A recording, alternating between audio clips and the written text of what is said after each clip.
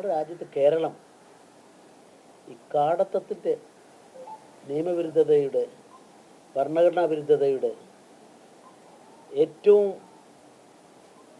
മോശപ്പെട്ട സംസ്ഥാനമായി കേരളം ഇപ്പോൾ മാറുകയാണ്. ഞാനത് പറയാൻ കാരണം 6 കൊല്ലക്കാലം ഗവർണറായ ശേഷം തിരിച്ചെത്തിയതാണ്. അതിന് മുമ്പ് 2 തവണ BJPയുടെ പ്രസിഡൻ്റായിരുന്നു. 2003, 2006 അതുപോലെ 2017 മുതൽ ശബരിമല സമരം നടക്കുന്ന ആ കാലഘട്ടത്തിലും 2019 അവസാനം ഞാൻ ഗവർണറായി പോകുന്നവരെയും BJPയുടെ സംസ്ഥാന അധ്യക്ഷനായിരുന്നു. നിയമവാഴ്ച മാനിക്കാൻ എല്ലാവർക്കും ബാധ്യതയുണ്ട്. ഏത് പാർട്ടി ആയാലും നിയമവാഴ്ച മാനിക്കുമെന്ന് സത്യപ്രതിജ്ഞ ചെയ്തുകൊണ്ട് സത്യവാങ്മൂലം കൊടുത്താണ് രാഷ്ട്രീയ പാർട്ടി അംഗീകാരമാകുന്നത്. നമ്മുടെ ഈ കേരളത്തിൽ രാജഗോപാൽ 97 വയസ്സുള്ള കേരള രാഷ്ട്രീയത്തിൽ ഏത് എതിരാളികളും മാനിക്കുന്നു. ധാർമ്മികതയുടെ ഇന്നത്തെ ജീവിച്ചിരിക്കുന്ന ഏറ്റവും വലിയ പ്രതീകമായ ഒരാളാണ് രാജഗോപാൽ. അദ്ദേഹത്തിനെതിരെ ഇപ്പം ഞാൻ വന്ന് ഗവർണർ സ്ഥാനം കഴിഞ്ഞാൽ എന്നെപ്പറ്റിയുള്ള കേസുകളെല്ലാം, ശബരിമല കേസുകളെല്ലാം വീണ്ടും കോടതികൾ വരും എന്ന് അറിയാവുന്നതുകൊണ്ട് ഞാനതൊക്കെ പഠിക്കാൻ ശ്രമിച്ചു. കഴിഞ്ഞ ഒരു 4-5 മാസം അതിനുവേണ്ടി അശാന്ത പരിശ്രമത്തിലായിരുന്നു. രാജഗോപാലിനെതിരായിട്ട് നോൺ ബെയിലബിൾ വാറണ്ട്, ജാമ്യം നൽകാൻ പാടില്ലാത്ത വാറണ്ടിൽ അദ്ദേഹത്തിന് നിലനിൽക്കുകയാണ്, പ്രതിയാക്കിയിരിക്കുകയാണ്.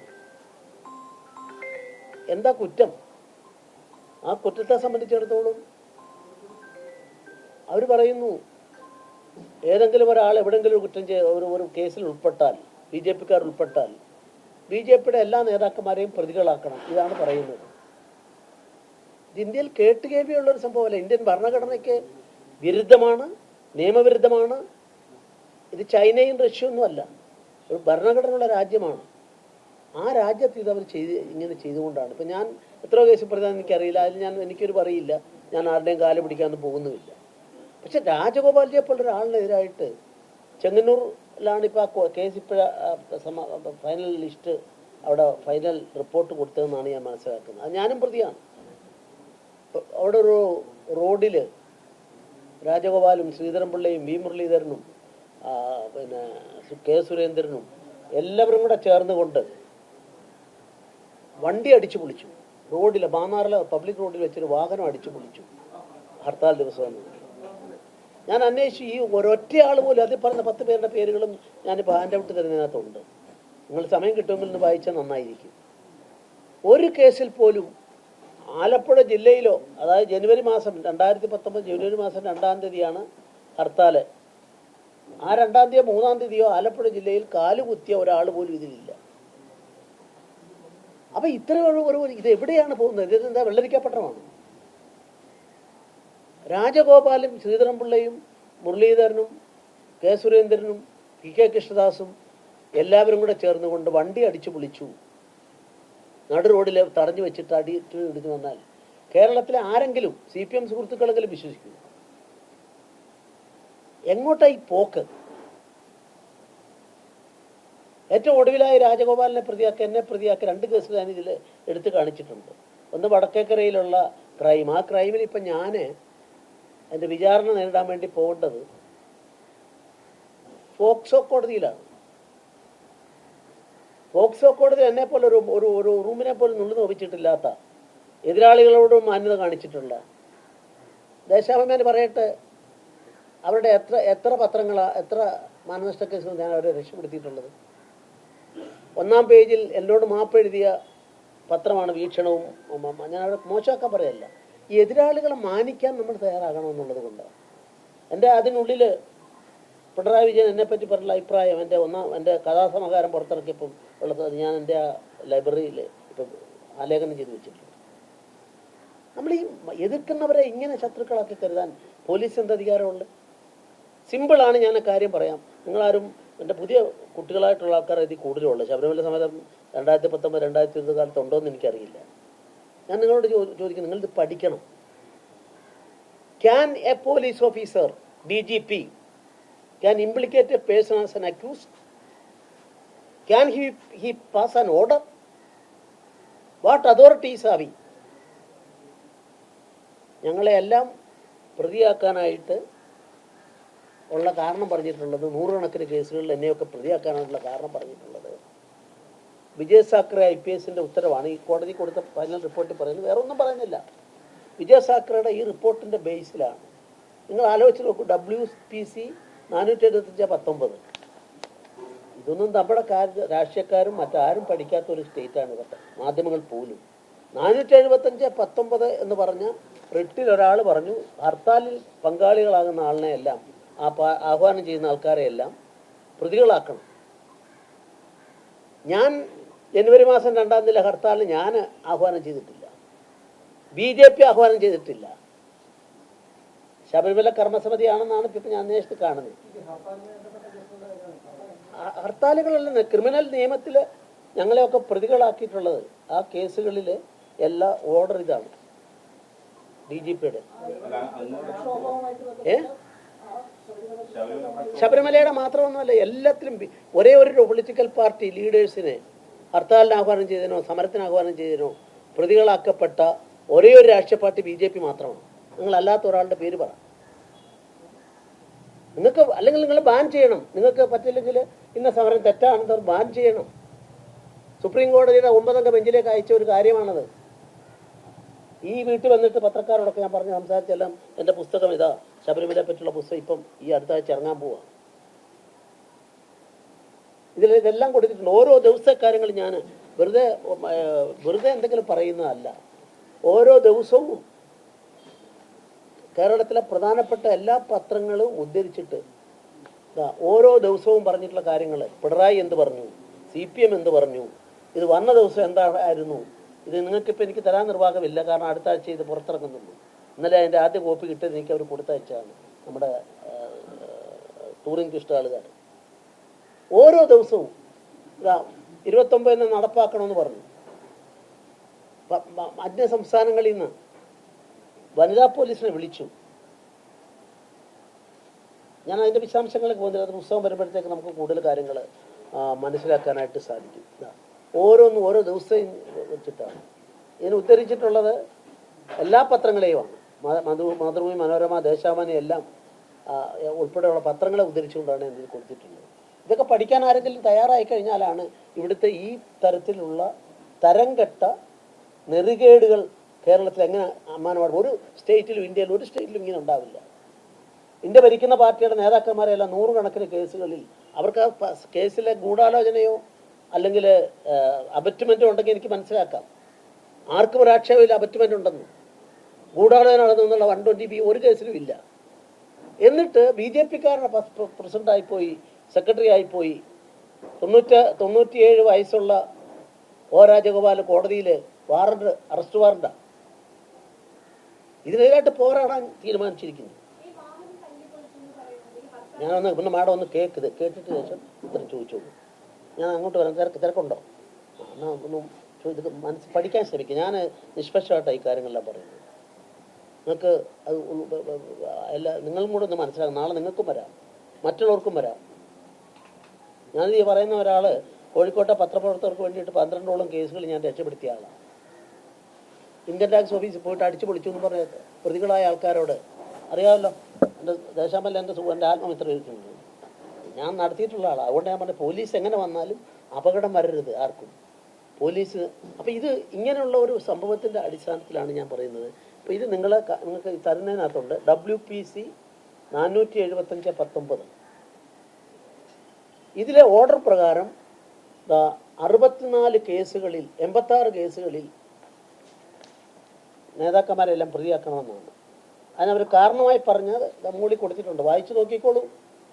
Kerala honourable high court of Kerala in WPC writ petition case എന്നുള്ളതാണ്. Writ petition case are the leaders called hartal, flash hartal, etcetera. ഇനി ആ കേസിൻ്റെ വിചിത്രമായ കാര്യം, കണ്ണുള്ളവർ കാണുക, കാതുള്ളവർ കേൾക്കുക. അത് കേരള ഹൈക്കോടതി ഡിവിഷൻ ബെഞ്ച് പ്രോസിക്യൂട്ട് ചെയ്യുകയോ വാദം കേൾക്കുകയോ ചെയ്യാതെ ഡിസ്മിസ് ചെയ്ത കേസാണ്. So we are living in such a state. ഇത് നോക്കിക്കോളൂ. ആ കേസ് WPC 475 ഓഫ് 2019. ഈ 2019 case from July 2020 onwards the petition has stopped appearing in this petition. അയാൾ ഹാജരാവാതെ അവസാനം petition is accordingly dismissed of keeping the cause open. ഈ കേസിന്റെ അടിസ്ഥാനത്തിലാണ് DGP order ആക്കിയിട്ട് രാജഗോപാലിനെയും വി മുരളീധരനെയും ശ്രീധരൻപിള്ളയെയും എല്ലാം പ്രതികളാക്കിയിട്ടുള്ളത്. 7 കൊല്ലക്കാലമായി നിലനിൽക്കുകയാണ്. ഏത് DGP എന്നുള്ളതല്ല പ്രശ്നം. എൻ്റെ വ്യക്തികൾക്ക് എന്താ പ്രാധാന്യം? DGPയുടെ ഓഫീസിൽ ഇതാ ഞാൻ നിങ്ങൾക്ക് തരുന്ന നിങ്ങളുടെ കോപ്പിയിലുണ്ട്, വായിച്ചു നോക്കിയുള്ളൂ. ഞാൻ ഇത്രയും വൈകാരികമായിട്ട് പറഞ്ഞത് എന്താ അറിയാം, ഇതൊന്നും പഠിക്കാത്ത ഒരു സമൂഹത്തിന് നാളെ എന്ത് സംഭവിക്കുമെന്നറിയാൻ വേണ്ടിയാണ്.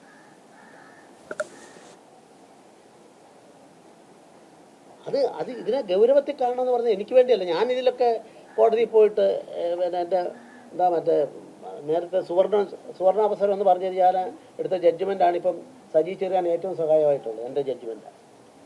രാഷ്ട്രീയ പാർട്ടിയുടെ പ്രവർത്തകർക്ക് അവരുടെ മീറ്റിങ്ങിൽ പറയാൻ സ്വാതന്ത്ര്യമുണ്ട്, അതൊന്നും ചോദ്യം ചെയ്യപ്പെടേണ്ടതല്ല, അവരുടെ പ്രവർത്തകരോട് ആത്മാർത്ഥമായിട്ട് പറയാം എന്ന് പറഞ്ഞിട്ടുള്ളതാണ്. ഞാൻ ഫൈറ്റ് ചെയ്യും. I am going to fight. ഒരു പ്രശ്നമില്ല. പക്ഷേ ഇത് ഈ രാജ്യത്ത് ഇവിടെ നടക്കുന്ന കാര്യങ്ങൾ മാധ്യമങ്ങളിലൂടെയാണ് പുറം ലോകം അറിയേണ്ടതെന്നുള്ളതുകൊണ്ടാണ് ഞാൻ വാസ്തവത്തിൽ നിങ്ങളെല്ലാവരെയും ഇപ്പോൾ ബുദ്ധിമുട്ടിച്ച് പഠിപ്പിച്ചത്. റോഡ് ബ്ലോക്കും ഒരുപാട് ബുദ്ധിമുട്ടുകളുണ്ട്, എല്ലാം മാറ്റിയിട്ടുണ്ട്. ഇത് നമ്മൾ പഠിക്കുക. ഞാൻ ഇതിൻ്റെ കോപ്പി ഒന്ന് എല്ലാവർക്കും കിട്ടിയ ഇപ്പം തന്നെ വരാം. ഇപ്പോൾ ഒറ്റയിടമുണ്ട്. രാജഗോപാൽ എന്ന് പറഞ്ഞ 97 വയസ്സുള്ള ആള് NBW ആണ്, നോൺ വെയിലബിൾ വാറന്റ്. ഞാൻ കോടതിയിൽ പോയി ഇതെല്ലാം പരിശോധിച്ചിട്ടാണ് പറയുന്നത്. നമ്മുടെ സ്റ്റേറ്റിൽ ബഹുമാനപ്പെട്ട കേരള മുഖ്യമന്ത്രി ഇതിൽ ഇടപെടണം, നിയമവാഴ്ച ഉറപ്പുവരുത്തണം. ഇത് ചെറിയ കാര്യമല്ല. 6-7 കൊല്ലമായിട്ട് കോടതി കയറി ഇറങ്ങി നടക്കുന്നവർക്കുണ്ടാകുന്ന ബുദ്ധിമുട്ടുകൾ എന്താ? എന്ത് കുറ്റമാണ് ചെയ്ത്?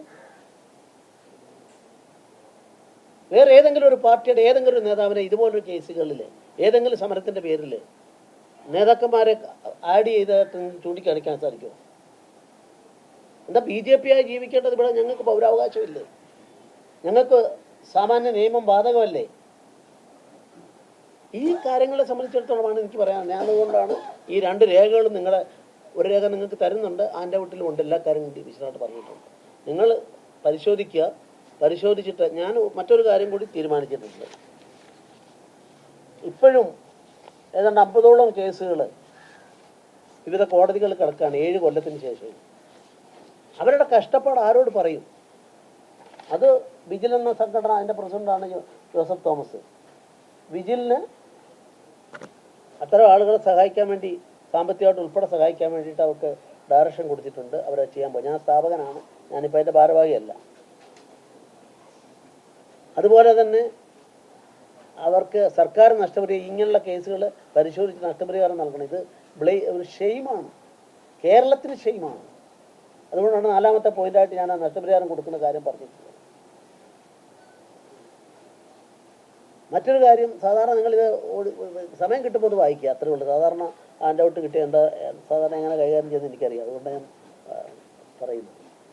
അപ്പോൾ ഇതിനെ സംബന്ധിച്ച് ഒറ്റ വാക്കിൽ വരുന്നതല്ല. ഇത് ഡെപ്തിൽ പഠിക്കാൻ താല്പര്യമുള്ളവർക്ക് വേണ്ടി ഞാൻ തയ്യാറാക്കിയ ഹാൻഡ് ഔട്ടാണ്. അല്ലാണ്ട് ഇത്രയും 3 പേജൊന്നും കൊടുക്കാൻ ചാനലിനോ മറ്റവർക്ക് സാധിക്കും. മാക്സിമം 1 മിനിറ്റ് പറയാൻ പറ്റുള്ളൂ, അല്ല 2 മിനിറ്റ്. ഇതൊക്കെ ഞാൻ ഇപ്പം നിങ്ങൾ ആലോചിച്ച് നോക്കും, ഒരു കേസിൽ പോക്സോ കോടതിയിൽ കേസിൽ ഞാൻ സാക്ഷിക്കൂട്ടിൽ ഒരാഴ്ചക്കാലം വിചാരണയ്ക്ക് നിൽക്കേണ്ടി വരുമ്പോൾ ഉണ്ടാകുന്ന എൻ്റെ മാനസികാവസ്ഥ ആലോചിക്കും. അവിടെ ഏതോ ഒരു കേസിൽ ഹർത്താൽ, 3ാമത് നടന്ന ഹർത്താലിൽ, 2ാമത് നടന്ന ഹർത്താലിൽ ഏതോ ഒരു സ്ഥലത്ത് വടക്കേക്കരയിലെ ഏതോ ഒരു മൂലയിൽ റോഡിൽ കൂടെ പോകുമ്പം ഒരു കോൺസ്റ്റബിൾ സിവിൽ വേഷത്തിലായിരുന്നു. അവരുടെ ആ ചുരിദാറെ തൊട്ടു. അപ്പോൾ സ്ത്രീ പീഡനമായി. നിങ്ങളിത് ആലോചിക്കുക. അതിൽ എന്നെ പെടുത്തേണ്ട ആവശ്യമുണ്ട്. അതിന് പറഞ്ഞ കാരണം എന്താ? ഈ കേസാണ്. ഇങ്ങനെ കേസിൽ ഹൈക്കോടതി പറഞ്ഞു തന്നു. ഞാനൊന്നും ആഹ്വാനം ചെയ്തിട്ടില്ല. അത് BJP ആഹ്വാനം ചെയ്ത ഹർത്താലും ആയിരുന്നില്ല. ഇങ്ങനെ നിയമത്തെ ഈ നിലയ്ക്ക് ദുരുപയോഗം ചെയ്യുന്ന, ദുരുദ്ദേശത്തോടെ പെരുമാറുന്ന കേരളം ഈ കേരളം അപമാനകരമാണ് കേരളത്തിൽ നിന്ന് കിട്ടുന്നത്. കേരളത്തിൻ്റെ ഇതൊക്കെ നാളെ ഇന്നല്ലെങ്കിൽ നാളെ മറ്റുള്ളവർ പഠിക്കും. കോടതികളിൽ നിരന്തരമായിട്ട് ഇതിനെ സംബന്ധിച്ചിടത്തോളം ഫൈറ്റ് ചെയ്യാനായിട്ടുള്ള ഒരു തീരുമാനം ഞാനിതെല്ലാം പഠിച്ചതിന് ശേഷമാണ് ഇത് നിങ്ങളോട് പറയാനിടയായിട്ടുള്ളത്. ഇതാണ് എനിക്ക് മെയിനായിട്ട് ഇവിടെ പറയാനായിട്ടുള്ളത്. അതുകൊണ്ട് മുഖ്യമന്ത്രി ഇടപെട്ടിട്ട് ഇമ്മീഡിയറ്റ്ലി രാജഗോപാലിൻ്റെ പേരിലും എന്നെപ്പോലുള്ള ആൾക്കാരുടെ പേരിലുള്ള കേസുകൾ അദ്ദേഹത്തിന് ബോധ്യപ്പെടുന്നെങ്കിൽ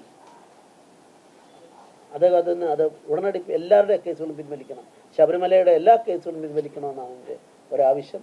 രണ്ടാമത്തെ ആവശ്യം, ഇതിൽ ഒരുപാട് യാതന അനുഭവിച്ചിട്ടുണ്ട്, അവർക്ക് നഷ്ടപരിഹാരം നൽകണം. ഇത്തരത്തിൽ illegal, not justified by law, not justified by constitution, beyond that what authority for the chief minister or the DGP? നിങ്ങൾ ആലോചിക്കും, ഒരു DGPക്ക് അധികാരം എന്ന് പറഞ്ഞാൽ പോലീസിൽ നിന്നുള്ള രക്ഷയാണ് നിയമം. കോൺസ്റ്റിറ്റ്യൂഷൻ്റെ ഗ്യാരണ്ടിയും ഫണ്ടമെന്റൽ റൈറ്റ്സും എല്ലാം അതിനാണ്. അവിടെ DGP ഉത്തരവ് കൊടുക്കുക, ഇന്ന ആൾക്കാരെ 84 കേസ് ഇന്ന ആൾക്കാരെ പ്രതികളാക്കണം. ഹൈക്കോടതിയുടെ ഡയറക്ഷനാണ്. എന്ത് ഡയറക്ഷൻ? ഞാൻ അതുകൊണ്ടാണ് അതിൻ്റെ ജഡ്ജ്മെൻറ്റും കൂടെ നിങ്ങളുടെ മുമ്പിലേക്ക് ഞാനെല്ലാം എടുത്തതിന് ശേഷമാണ് നിങ്ങളോട് പറയുന്നത്. ഇങ്ങനെയാണ് പോകുന്നതെങ്കിൽ പോലീസിനെ ഏൽപ്പിച്ചോട്ടല്ല. ചരിത്രത്തിൽ എവിടെയെങ്കിലും ഏതെങ്കിലും ഒരു സ്റ്റേറ്റ് ഇങ്ങനെ ഉണ്ടായിട്ടുണ്ടോ? ഇന്ന പാർട്ടിയിൽപ്പെട്ട നേതാക്കന്മാരെല്ലാവരും നാളെ ഒരു സമരത്തിന് ആഹ്വാനം ചെയ്താൽ പ്രതികളാകണമെന്ന്? മാധ്യമപ്രവർത്തനത്തിൽ വേണ്ടത് മാധ്യമപ്രവർത്തകർക്ക് വേണ്ടിയിട്ട് ചോരയും നീര് ഒഴുക്കിയ ഒരാളാണ് ഞാൻ, അല്ലെന്ന് പറയട്ടെ. ഇവിടുത്തെ എത്ര കേസുകൾ, ഈ 12ഓളം കേസുകളിൽ ഈ കാലിക്കറ്റ് പ്രസ് ക്ലബിൻ്റെ ഞാനൊരു പൈസ പോലും വാങ്ങിയിട്ടില്ലായിരുന്നു, നടത്തി ഞാൻ ജയിപ്പിച്ചു കൊടുത്ത ആളാണ്. ഇൻകം ടാക്സ് ഓഫീസിന് മുമ്പിൽ നിങ്ങളുടെ പ്രൊട്ടസ്റ്റ് വന്നപ്പം അവരെടുത്ത കേസെന്താ? അതിൽ പ്രതിയായ ആളിനോട് ഞാൻ ചോദിക്കുന്നു. അന്നും ശ്രീധരപിള്ളയാണ് അത് നിങ്ങളെ ഒരൊറ്റ ആളിനെ കഷ്ടപ്പെടുത്തിയോ? ദേശാമാനയുടെ ആൾക്കാർ ഇരുന്ന സമയത്ത് എന്നെ ലീഗൽ അഡ്വൈസറായിട്ട് പ്രസ് ക്ലബിൽ എടുത്ത് മോഹൻദാസ് ഉൾപ്പെടെയുള്ള ആൾക്കാർ, ബാബുരാജ് മോഹൻദാസും ഒക്കെ ഇരുന്ന കാലഘട്ടം. അതിനുശേഷം ഉണ്ടല്ലോ ഇതെല്ലാം നമ്മൾ നടത്തിയിട്ടില്ലേ? എവിക്ഷന് വേണ്ടിയുള്ള ആ കേസും നടത്തിയിട്ട് വിജയിച്ച ഒന്നിൽ ജോസ് ഹാജരായ ഞാൻ പോയ ശേഷം. അപ്പം നമ്മളിതൊക്കെ സത്യത്തിൻ്റെ ട്രൂത്ത് ഈസ് ഗോഡ്, സത്യമാണ്. അത് മനസ്സിലാക്കാൻ നമുക്ക് സാധിക്കണം. രാജഗോപാലിൻ്റെ പേരുള്ള കേസ് എന്നെ തളർത്തിയിരിക്കുക. ഞാനായിരിക്കും ഒരുപക്ഷെ അഭിഭാഷക വൃത്തിയിലേക്ക് ഞാൻ തിരിച്ച് എത്തുന്ന നിമിഷങ്ങളാണിത്. ബാർ കൗൺസിലൊക്കെ അതിനുള്ള തീരുമാനം എടുക്കാനായിട്ടുള്ള അപേക്ഷ കൊടുത്തലായി കഴിഞ്ഞിരിക്കുകയാണ്. അതുകൊണ്ട് രാജഗോപാലിൻ്റെ കേസായിരിക്കും എൻ്റെ ആദ്യ വക്കാലത്ത്. ഈ കേസിൽ ഇത് റദ്ദ് ചെയ്യാനും അത് കഴിഞ്ഞിട്ട് കോമ്പൻസേഷൻ കൊടുക്കണമെന്ന് അവർ തീരുമാനിച്ചാൽ ആ കോമ്പൻസേഷന് വേണ്ടിയുള്ള ശ്രമവും എല്ലാം നടത്തുന്നത് ഞാനായിരിക്കും. അദ്ദേഹത്തിൻ്റെ അഭിഭാഷകൻ. എൻ്റെ ആദ്യത്തെ വക്കാലത്ത് ഈ ഗവർണർ സ്ഥാനം കഴിഞ്ഞ ശേഷം ഇന്ത്യയിൽ ആരും പ്രാക്ടീസിൽ പോകാറില്ല, ഞാൻ പോകാൻ ഉള്ള ശ്രമത്തിലാണ്. ആ ശ്രമത്തിൽ തീർച്ചയായിട്ടും എന്നെ സംബന്ധിച്ചിടത്തോളം ഞാൻ ഏറ്റെടുക്കുന്ന ആദ്യത്തെ വക്കാലത്തെ എൻ്റെ ബഹുമാനായ, കേരളം ബഹുമാനിക്കുന്ന രാജഗോപാൽജിയുടേതാണ് എന്നുകൂടി പറയാനാണ്. രാജഗോപാലിനെതിരെ കേസ് അങ്ങേ തളർത്തിയിരിക്കുകയാണെന്ന് പറഞ്ഞു. താങ്കളിപ്പോൾ BJPയിൽ സജീവമല്ല. BJPയുടെ മുതിർന്ന നേതാക്കളൊക്കെ തന്നെ ഈ കേസുണ്ട്. അവരെയൊന്നും ആ കേസ് തളർത്തുന്നില്ല, അവരൊന്നും പ്രതികരിക്കുന്നേ കാണുന്നു. ഞാൻ BJPയിൽ ഇല്ല എന്ന് താങ്കൾ പറഞ്ഞത് താങ്കളുടെ തെറ്റിദ്ധാരണ, സജീവമല്ല എന്നുള്ള താങ്കളുടെ തെറ്റിദ്ധാരണയാണ്. നിങ്ങൾ ഇവിടുത്തെ പ്രസിഡന്റുമാരെ വിളിച്ചിരുത്തുന്നുണ്ട്, ഇവർക്ക് വേണ്ടിയിട്ട് ഉള്ള മീറ്റിംഗ് ഉൾപ്പെടെ 22 ലോക്കൽ ബോഡി ഇലക്ഷൻസ്. അല്ലല്ല, ഞാൻ പറഞ്ഞ അല്ല അങ്ങനല്ല. നിങ്ങൾ പറയുമ്പോൾ എന്നോട് നമ്മളെ ബന്ധങ്ങളും അറിയാമല്ലോ. അപ്പം ഞാൻ പറയുന്നത്, ഇവിടുത്തെ മാർക്സിസ്റ്റ് പാർട്ടിയുടെ കോട്ടയായി മാർക്സിസ്റ്റ് അല്ലാത്ത ഒരാളും ജയിച്ചിട്ടില്ലാത്ത ഈ വാർഡിൽ അവരുടെ ഇലക്ഷൻ പ്രചരണം ഞാനാണ് ഉദ്ഘാടനം ചെയ്തത്. ഇവിടെ ജയിച്ചത് BJPയാണ്. ഈ ചരിത്രമാറ്റത്തിൽ 22 സ്ഥലത്ത് ഞാൻ പോയിട്ടുണ്ട്. എൻ്റെ വ്യക്തിപരമായുള്ള എൻ്റെ സാമ്പത്തികത്തിൽ എല്ലാവർക്കും ഞാൻ കൊടുത്തിട്ടുമുണ്ട്, എല്ലാ സ്ഥലത്തും പോയിട്ട് കൊടുത്തിട്ടുമുണ്ട്. എൻ്റെ സിരകളിൽ ഓടുന്ന രക്തം BJPയുടെയാണ്. അതുകൊണ്ട് ദയവേത് ആ വാക്ക് മാത്രം താങ്കൾ പറയും.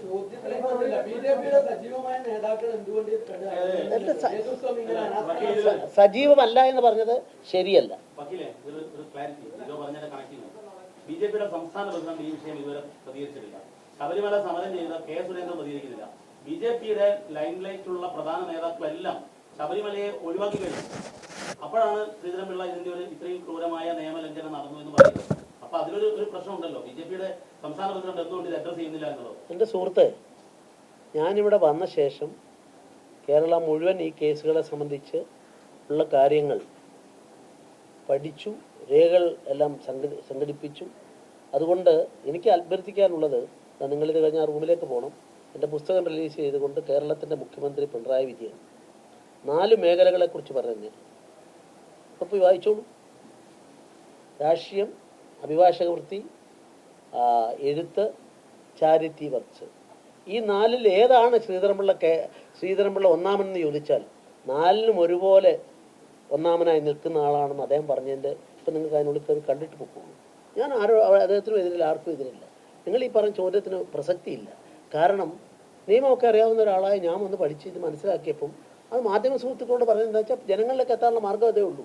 മറ്റേത് കോടതിയിൽ പോയാൽ എനിക്കറിയാം എന്താ ഉണ്ടാവുകയെന്ന്. ഇപ്പോൾ എനിക്കെതിരായിട്ട് ഇവിടുത്തെ കോൺഗ്രസിൻ്റെ DCCയുടെ ഓഫീസ് ഉദ്ഘാടന സമയത്ത് പറഞ്ഞെന്താ, ഈ ഈ ബിൽഡിങ്ങിൻ്റെ എന്താ വാഴ്ത്തപ്പെട്ടവനായി ശ്രീധരൻപിള്ളയെ പറയണമെന്ന് പ്രസംഗിച്ചവരില്ലേ? നിങ്ങളെല്ലാം ഉണ്ടായിരുന്നല്ലോ. അതേ പാർട്ടിക്കാരാണ് എനിക്കെതിരായിട്ട്. അതുകൊണ്ടോ എനിക്കിവിടെ വന്നാൽ എനിക്ക് അദ്ദേഹത്തെ കണ്ടറിയില്ല, അതുകൊണ്ടോന്ന് എനിക്കല്ല, വീക്ഷണത്തിൻ്റെ അയാളല്ലേ എനിക്കെതിരായിട്ട് കേസ് കൊടുത്തത്. ആ കേസാണ് ഹൈക്കോടതി ഹിയറിംഗ് ടൈമിൽ തന്നെ, ഫസ്റ്റ് ഹിയറിംഗ് ടൈമിൽ തന്നെ ഒരു 24 പേരുടെ ജഡ്ജ്മെൻറ്റിലൂടെ പറഞ്ഞു. അപ്പോൾ ഇത് ഞാൻ പറഞ്ഞു വരുന്നത് എന്താണെന്ന് വെച്ച് കഴിഞ്ഞാൽ, നിങ്ങൾ എൻ്റെ ഇക്കാര്യത്തിലുള്ള നിഷ്പക്ഷ സമീപനത്തെങ്കിലും മനസ്സിലാക്കാൻ ശ്രമിക്കുക. നിങ്ങൾക്ക് വേണ്ടി കൂടിയാണ് ഞാൻ ഈ പറഞ്ഞത്.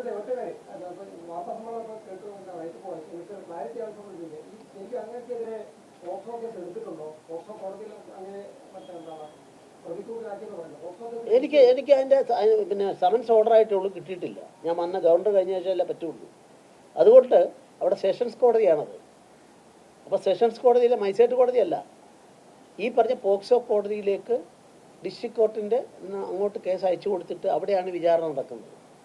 ആ വിചാരണയ്ക്ക് വേണ്ടി ബാക്കി എല്ലാവരും തയ്യാറായി നിൽക്കുമ്പോൾ ഞാനിപ്പോൾ വന്നതേ ഉള്ളൂ. എനിക്ക് സമൻസ് ഓർഡറാക്കിയിട്ടുണ്ട്. അത് ഓർഡറാക്കിയതിനാൽ 308 എന്നൊക്കെ പറഞ്ഞ വകുപ്പുകൾ സെഷൻസ് കേസുകളാണെന്നാണ് ഞാൻ മനസ്സിലാക്കി ഞാൻ പഠിച്ചപ്പോൾ. അതുകൊണ്ട് അത് പോക്സോ കേസ് എടുത്തതെന്നല്ല, പോക്സോ കേസിനല്ല. ഞാൻ അതിനകത്ത് എഴുതിയിട്ടുണ്ട്, ഒരു ഉറുമ്പിനെ പോലും നുള്ളി നോവിച്ചു ആർക്കും പറയാൻ പറ്റില്ല. കോൺഗ്രസ്സുകാർക്ക് നീതി കിട്ടിയെന്ന് അവരുടെ ഈ സമ്മേളനത്തിൽ 7 പേര് പ്രസംഗിച്ചില്ല. സോണിയാഗാന്ധിക്കെതിരായിട്ട് കണ്ടംപ്റ്റ് ഓഫ് കോർട്ട്, രമേശ് ചെന്നിത്തലയ്ക്കെതിരായിട്ട് കണ്ടംപ്റ്റ് ഓഫ് കോർട്ട്, KC അബുവിനെതിരായിട്ട് കണ്ടംപ്റ്റ് ഓഫ് കോർട്ട്. സുപ്രീം കോടതി വരെ നടത്തിയ ശേഷം BJP പ്രതിപക്ഷമായിരുന്ന 2012 അതിൻ്റെ ധാർമ്മികത കോൺഗ്രസിനോടൊപ്പമാണ്. 2500 രൂപയുടെ കടബാധ്യതയ്ക്കാണ് ഈ 50-60 കോടിക്ക് വേണ്ടിയുള്ള കേസിൽ ഞാൻ ജയിച്ചത് എന്ന് മനസ്സിലാക്കിയപ്പോൾ അവിടെ നീതിബോധം എല്ലാം ഉണ്ടായതുകൊണ്ടാണ് അവരെല്ലാവരും അങ്ങനെ പറയാനിടയായത്. ഞാനീ പറയുന്നത് നമ്മൾ ഇതിലും അത് തന്നെയാണ്. ഇപ്പം സ്റ്റേറ്റ് പ്രസിഡന്റോട് പറഞ്ഞോ മറ്റോ, സ്റ്റേറ്റ് പ്രസിഡന്റ് എപ്പോഴും ഞങ്ങൾ സംസാരിക്കാറുണ്ട്. അല്ല, പ്രതികരിക്കേണ്ടതിന് നിങ്ങൾ ആരും പ്രതികരിച്ചു? വേണ്ട, എല്ലാത്തിനും ചാടി വീഴുന്ന നമ്മൾ ആരും കരുതി പ്രതികരിച്ചു? പഠിക്കേണ്ടവർ നമ്മൾക്കല്ലേ.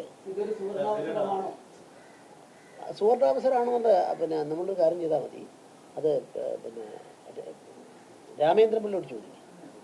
അക്കാലത്ത് അന്നത്തെ ചിന്തയിൽ ലേഖനം എഴുതി, ഇത് അന്നത്തെ ലേഖനം ഞാൻ തരാം, വേണമെങ്കിൽ ഇത് കഴിഞ്ഞിട്ട് വന്നാൽ എടുത്തു തരാം. ഇത് സുവർണാവസരമാണ് കമ്മ്യൂണിസ്റ്റ് പാർട്ടിക്ക്, നിരീശ്വരവാദത്തിൻ്റെ അടിസ്ഥാനത്തിൽ പറഞ്ഞതാണ്. എന്തെങ്കിലും ഉണ്ട് അപ്പോൾ സുവർണാവസരം അദ്ദേഹത്തോട് ചോദിച്ചാൽ മതി.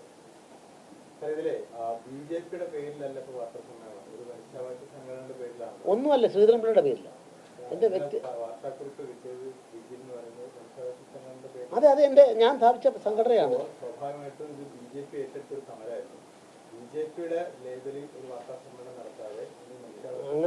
അങ്ങനെ വാർത്താ സമ്മേളനത്തിൻ്റെ ബേസിക് താങ്കൾക്ക് അറിയില്ല എന്നുള്ളതിൽ എനിക്ക് സഹതാപമുണ്ട്. ഒരു പത്രസമ്മേളനം നടത്താൻ ഒരു പൗരനവകാശമുണ്ട്, സംഘടനകൾക്ക് അവകാശമുണ്ട്. ശ്രീധരൻപിള്ള എൻ്റെ വിശേഷണമാണ് ഞാൻ പറഞ്ഞിട്ടുള്ളത്, BJP ഞാനത് പറഞ്ഞിട്ടില്ല. കാരണം ഈ പുതിയ കുട്ടികൾക്കൊന്നും എന്നെ അറിയില്ല പലർക്കും. അപ്പോൾ അറിയാത്തവർ, താങ്കൾക്ക് തന്നെ അറിയാൻ നല്ലോണം, അറിയാത്തവർക്ക് അറിയാൻ വേണ്ടി ഞാൻ എഴുതിയാണ്. അത് BJPയുടെ പേര് വേണോ മറ്റേ പേര് വേണോ, ആരുടെ പേരിൽ നടത്തിക്കോളും.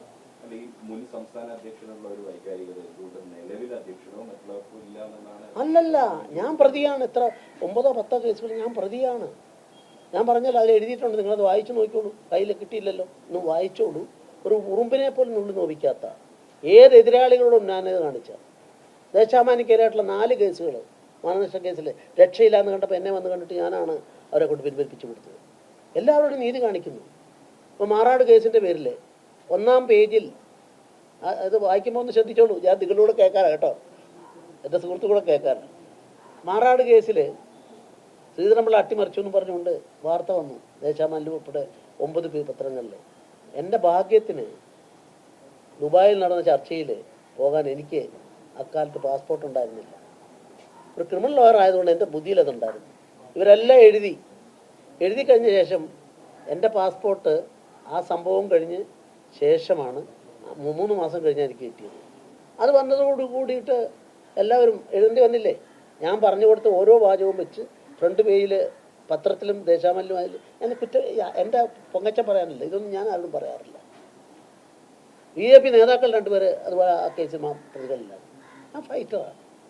സത്യവും ധർമ്മവുമാണ് ജയിക്കേണ്ടത്. ഏതോ ധർമ്മസ്തതോ ജയ. ധർമ്മം എന്നോടുള്ളത്തോളം കാലം എന്നെ ആർക്കും തകർക്കാൻ സാധിക്കില്ല. പിന്നെ എനിക്കതിനപ്പുറം ഒരു പ്രതീക്ഷയും ഇല്ല. അല്ല, ബ്രേക്ക് ചെയ്തവരുണ്ടാവും.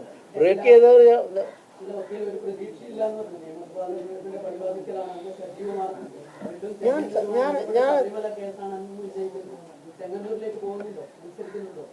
ഞാൻ എൻ്റെ പാർട്ടിയുടെ ഏറ്റവും ഉന്നത തലത്തിലുള്ള കേരളത്തിൻ്റെ ചാർജുള്ള ആളെന്നോട് ചോദിച്ചു. ഞാൻ മത്സരിക്കാൻ താല്പര്യമില്ല എന്ന് അവരെ അറിയിച്ചിട്ടുണ്ട്. കാരണം എൻ്റെ ദൗത്യം പുതിയ തലമുറ വരട്ടെ, എൻ്റെ ദൗത്യം. അതുകൊണ്ട് ഞാൻ അവരോട് പറഞ്ഞു. അതൊന്നും പത്രസമ്മേളനം വിളിച്ചു കൂട്ടി പറയേണ്ടതല്ല. അതുകൊണ്ട് ഞാൻ അതിലേക്ക് വിശദാംശങ്ങളിലേക്ക് പോകുന്നില്ല. എനിക്ക് തരേണ്ടതെല്ലാം എൻ്റെ പാർട്ടി തന്നിട്ടുണ്ട്. പറയട്ടെ, നിങ്ങൾ പഴയ ജേർണലിസ്റ്റുകൾക്കറിയാമല്ലോ എനിക്കെന്താ കിട്ടാത്തത്. ഞാൻ ഇന്ന് വരെ ഒരു കാര്യം നമ്മുടെ ഏതായാലും എൻ്റെ ധർമ്മടം എൻ്റെ ഇവിടെ പണ്ട് കാലം മുതലുള്ള ആളാണല്ലോ. ഞാൻ ഇന്ന് വരെ എൻ്റെ പാർട്ടിയിൽ സ്ഥാനം ചോദിച്ചിട്ടില്ല, ചുമതല ചോദിച്ചിട്ടില്ല, ഏതെങ്കിലും അധികാര സ്ഥാനം ചോദിച്ചിട്ടില്ല, സ്ഥാനാർത്ഥിത്വം ചോദിച്ചിട്ടില്ല. പക്ഷെ എല്ലാം എൻ്റെ പ്രസ്ഥാനം എനിക്ക് തന്നു. ഇനി പുതിയ തലമുറ വരുമ്പോഴത്തേക്ക് ഈ വയോധികനായ ഞാൻ മത്സരിക്കുന്നു പറഞ്ഞ് നടക്കാൻ വയോധികൻ ബഹുമാനാർത്ഥം സ്വയം ബഹുമാനം പറയാറ്. നിങ്ങളങ്ങനെ പറയില്ലെങ്കിലും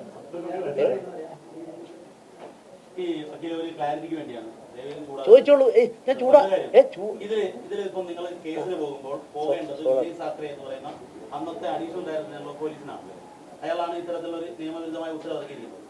ഒരിക്കലും അയാൾ വ്യക്തി അത് പറഞ്ഞുതരാം.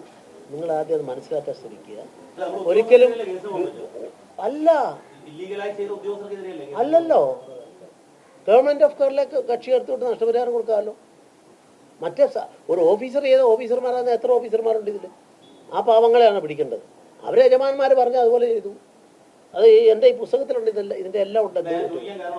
ഈ വിജയ് സാക്കറെ ഇത്രയും ശബരിമലയിൽ ദ്രോഹം ചെയ്തു എന്ന് പറയുന്ന വിജയ് സാക്കറെ ഇപ്പം കേന്ദ്ര ഏജൻസിയുടെ ഏറ്റവും തന്ത്രപ്രധാനമായ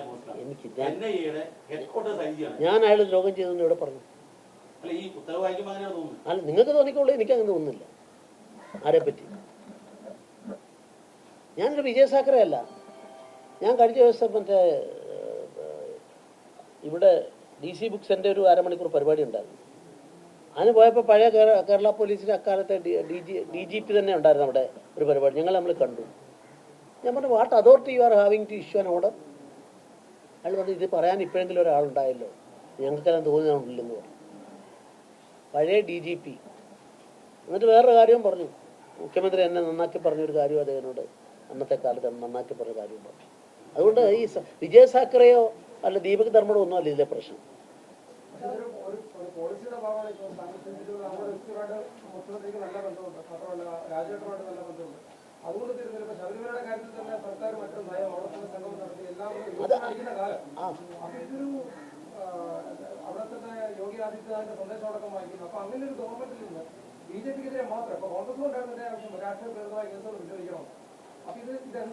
രാഷ്ട്രീയ പ്രേരിതമായ കേസുകൾ പിൻവലിക്കണമെന്നല്ല ഞാൻ പറഞ്ഞിട്ടുള്ളത്.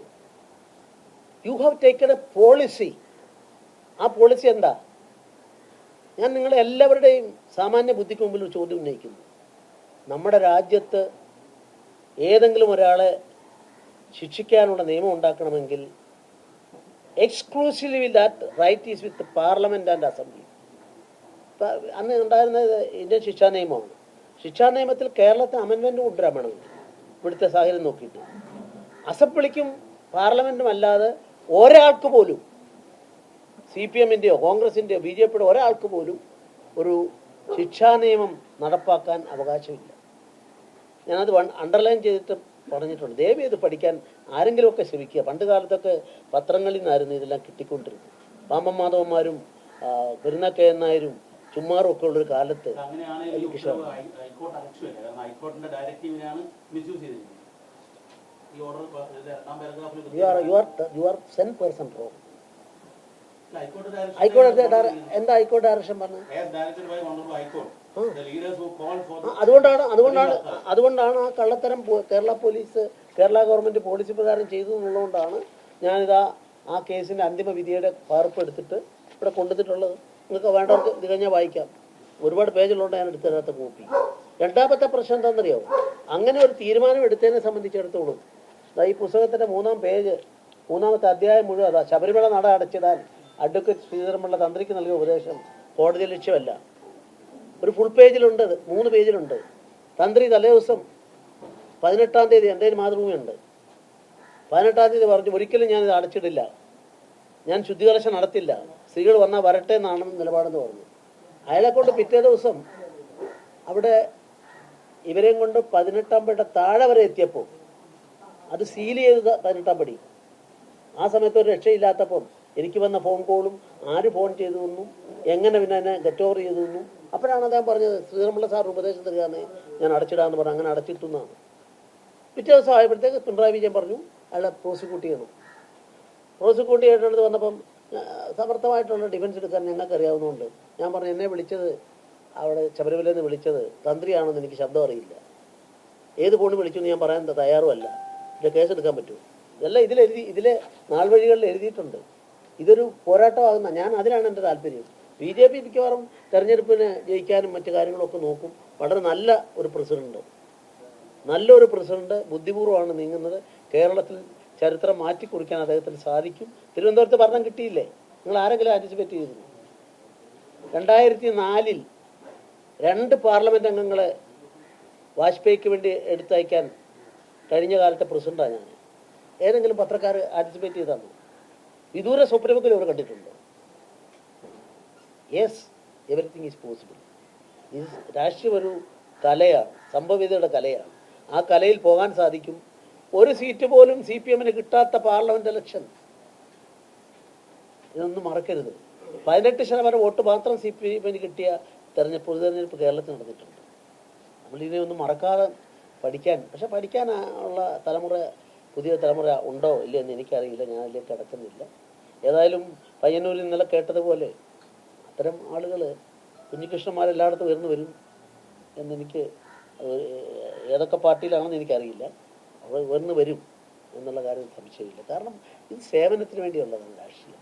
പൊളിറ്റിക്സിൽ people are supreme, we will are serve them. ഇതാണ് ഞാൻ അതിൽ നിന്ന് ഒരിക്കലും മാറിയിട്ടില്ല എന്ന് മനസ്സാക്ഷി എനിക്ക് പറയാൻ സാധിക്കും. എൻ്റെ അവർ കാണിക്കുന്നില്ലെന്ന് ആര് പറഞ്ഞു? ഇത്തരം നിയമപ്രശ്നങ്ങളെ സംബന്ധിച്ചിടത്തോളം, കോംപ്ലിക്കേറ്റഡ് ആയ നിയമപ്രശ്നങ്ങളെ സംബന്ധിച്ചിടത്തോളം പറയട്ടെ, ദീപകിനെ പോലുള്ളവർക്ക് അറിയാമല്ലോ. അത് പഠിക്കാനും അതിനുവേണ്ടി പ്രത്യേക ശ്രദ്ധ എടുക്കാനും സാധിക്കണം. ചിലപ്പോൾ ഓർഡിനറി ആ വർക്കേഴ്സിനെ സാധിച്ചെന്ന് വരില്ല, അല്ല ഓർഡിനറി ലീഡേഴ്സ് സാധിച്ചെന്ന് വരില്ല. ഏതായാലും ഞാനിവിടെ തിരിച്ചു വന്നപ്പോൾ എൻ്റെ സാറേ ഇതിൻ്റെ കേരളം മുഴുവൻ ഞാൻ ഇതിനു വേണ്ടി പോകുമ്പോൾ നിങ്ങളെ അറിയിച്ചല്ലോ, നിങ്ങൾക്കറിയില്ല. യാത്ര റിപ്പോർട്ടിംഗ് ഒന്നും പ്രശ്നമല്ല, റിപ്പോർട്ടിംഗ് കൊടുക്കാതിരിക്കാൻ നിങ്ങളുടെ സ്വാതന്ത്ര്യം. അപ്പോൾ ഏതായാലും വളരെ സന്തോഷം, എല്ലാവരും എത്തിച്ചേർന്നതിൽ ഇങ്ങനെ വളരെ സന്തോഷമുണ്ട്. പിന്നെ കിട്ടാത്ത ഇത് വായിക്കേണ്ടവർക്കുണ്ട്, ഞാൻ വായിക്കാൻ തരാം. ചെങ്ങന്നൂരിനെ പറ്റി ഒന്നും ഞാൻ പറഞ്ഞിട്ടില്ല. എന്നോട് കേന്ദ്രത്തിൽ നിന്നുള്ള പ്രഭാരി എന്നോട് ചോദിച്ചു, ഞാൻ ഇല്ലാന്നും പറഞ്ഞു.